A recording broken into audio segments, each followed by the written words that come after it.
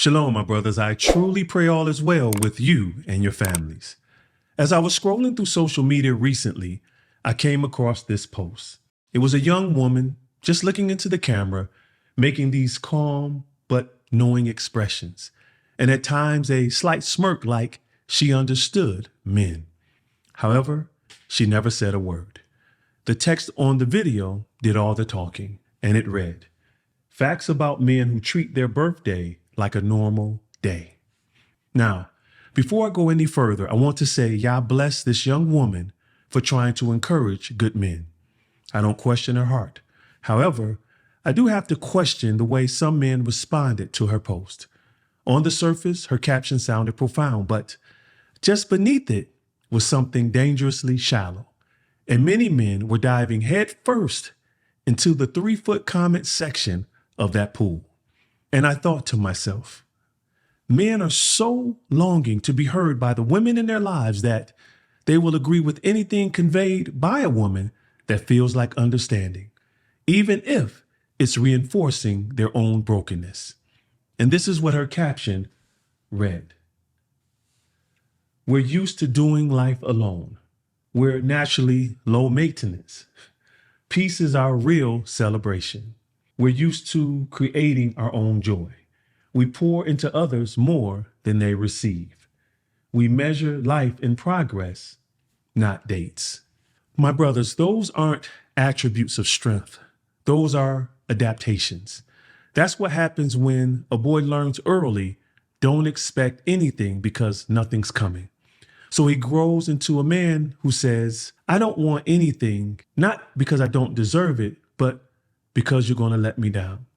Not because he doesn't need it, not because he doesn't even desire it, but because his disappointments have trained him not to expect anything from anyone. And the most dangerous line in her caption was, "We don't want to feel like a burden." That one right there doesn't come from discipline. That comes from rejection. That comes from somewhere in your life where your needs were either ignored, dismissed, or made to feel like your requests were too much.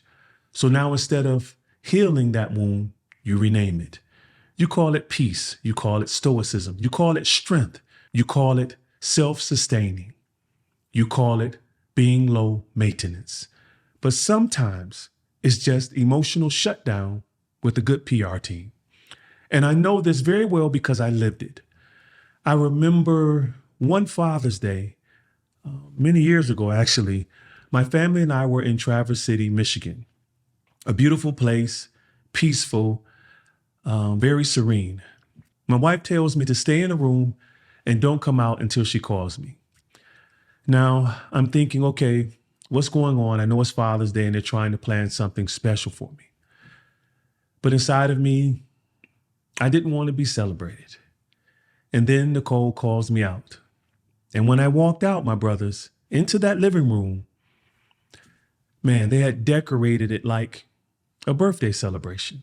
Balloons, gifts, streamers, a cake, thoughtfulness in every detail. And my kids had put together this moving video talking about what I meant to them. And you would think that at that time in my life, a grown man, a husband, a father would feel full in that moment. But I didn't. I felt uncomfortable. I felt unworthy. I'm smiling on the outside, but inside, it was a war. Because there was a voice in me that said, Jason, don't trust this. Nobody loves you this much. And then there was another voice, much quieter, but actually stronger, saying, let yourself receive this, Jason.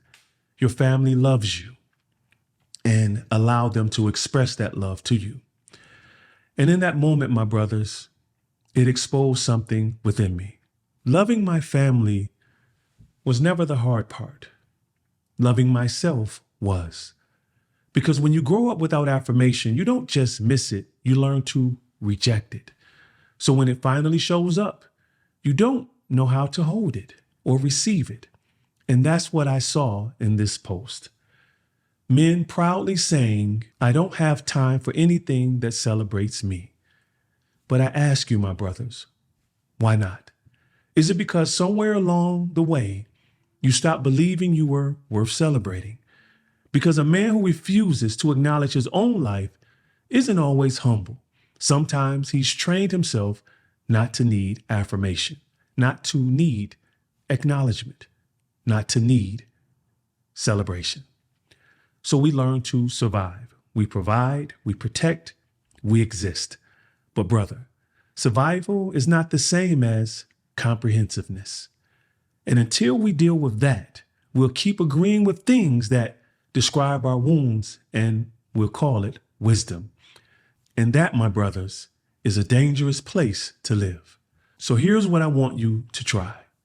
The next time someone tries to celebrate you, whether it's your wife, the woman in your life, your children, your coworkers, your teammates, don't deflect it, my brothers. Don't joke it away.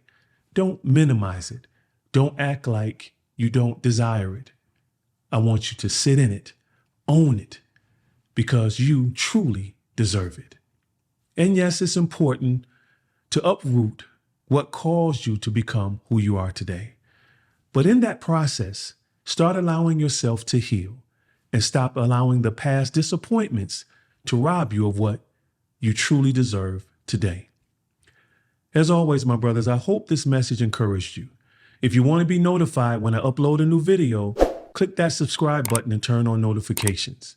Well, until next time, my brothers, keep growing, keep building, and keep striving to be the man the moment demands.